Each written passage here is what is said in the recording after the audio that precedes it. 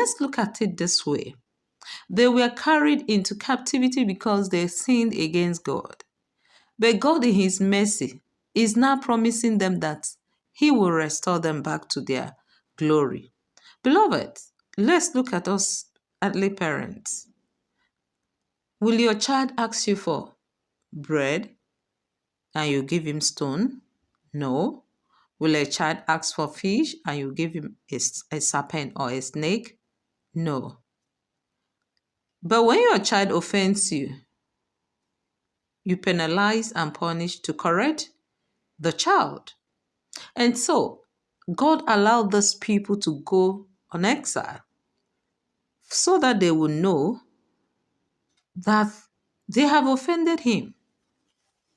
But despite that, He still promised to restore them back. He said, "For I know the plans I have for you." God doesn't panic, but He plans.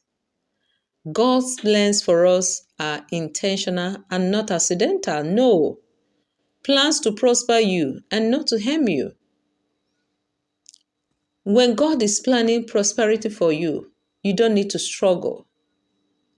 Some delays are not punishment, and some seasons are preparation.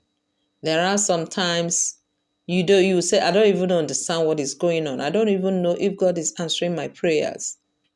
God is preparing you for something and is planning out something for you. The future you want is tied to seeking God. When you look at what He said in verse 12, 13, it says, "And ye shall seek me and find me when you shall search for me with all your heart." God is always looking for our attention. He wants us to be there for Him. The future you want is tied to seeking God. There is where people get quiet.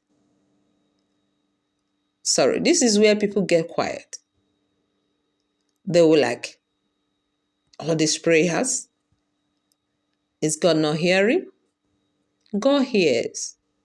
He said, "Then you will call me and come and pray to me." Call, pray, seek, and then you will find. God's promises are not like lottery tickets to just go and pick. They are relationship based. Look at these words. You call, you pray, you seek, you find.